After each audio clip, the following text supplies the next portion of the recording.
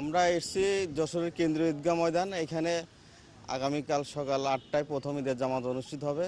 সেই কারণে প্রথম জামাত যাতে ধরতে পারি সেই কারণে আসছি। এসে দেখি খুবই সুন্দর পরিবেশ। এখানে বৃষ্টির প্রতিরোধের জন্য সাইনামা টাঙানো হয়েছে, সিসি ক্যামেরা নিরাপত্তার জন্য ব্যবহার করেছে, ফ্যান টাঙানো হয়েছে। মোটামুটি আয়োজন সম্পূর্ণ হয়েছে, খুব ভালো লাগছে দেখে। এখনই সাজগোজ পুরো কমপ্লিট। আমরা আশা করি যদি ওয়েদার খারাপ হয় তাও আমরা মুসল্লি যারা আসবো তারা এখানে সুন্দরভাবে নামাজ আদায় করতে পারবো।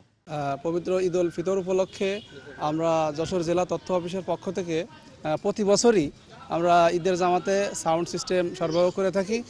প্রতিবারের তুলনায় এবারও আমরা সেই একই কাজ করতেছি, যার জন্য সকাল থেকে এসে মাইক বাঁধা, তারপরে বিভিন্ন কাজ, যে কাজগুলো ইনস্টল করার জন্য যে কাজগুলো করার দরকার আমরা প্রায় সম্পূর্ণ করছি। তবে আমাদের এই মাইকের পাশাপাশি যদি আমাদের সরকার থেকে যদি বক্স স্পিকার এবং মনিটরের সরবরাহ থাকতো, তাহলে আমরা যশোরবাসীকে সর্বোচ্চ সাউন্ডের জন্য সর্বোচ্চ যে সেবা সেটা আমরা দিতে পারতাম। তবে এখন যে সাউন্ডটা আমরা দিচ্ছি সেটা দিয়েও মোটামুটি আমাদের এই যশোর কেন্দ্রীয় ঈদগাহ ময়দানে বিগত বছরের তুলনায় এবছরেও সেই সুন্দর সাউন্ড অব্যাহত থাকবে ইনশাআল্লাহ।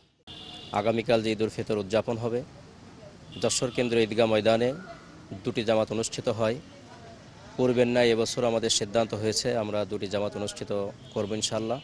প্রথম জামাত অনুষ্ঠিত হবে সকাল 8 ঘটিকায়, দ্বিতীয় জামাত অনুষ্ঠিত হবে সকাল 9টায়। যশোরবাসীকে উদাত্ত আহ্বান জানাবো যে আপনারা সবাই স্ব জায়গা থেকে জায়নামাজ সহ নিজ প্রস্তুতি সম্পন্ন করে আপনারা যারা প্রথম জামাতে আসতে পারবেন তারা সকাল 8টার মধ্যেই ঈদগাহ ময়দানে আসবেন।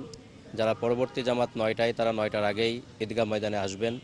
আর এবছর আপনারা দেখতে পাচ্ছেন যে আমাদের মাঠ প্রস্তুতির কাজ প্রায় শেষ পর্যায়ে।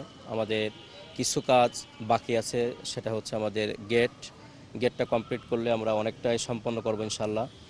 আপনারা দেখতে পাচ্ছেন আমরা এবছর ফ্যান দিয়েছি, আমরা উপরে ত্রিপলা দিয়েছি, আমাদের সিসি ক্যামেরা এখানে আওতাভুক্ত আছে।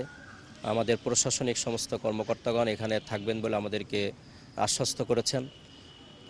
পূর্বের থেকে এবছর আমাদের ঈদের জামাতের প্রস্তুতি অনেক ভালো হবে এবং হচ্ছে বলে আমরা আশা করছি।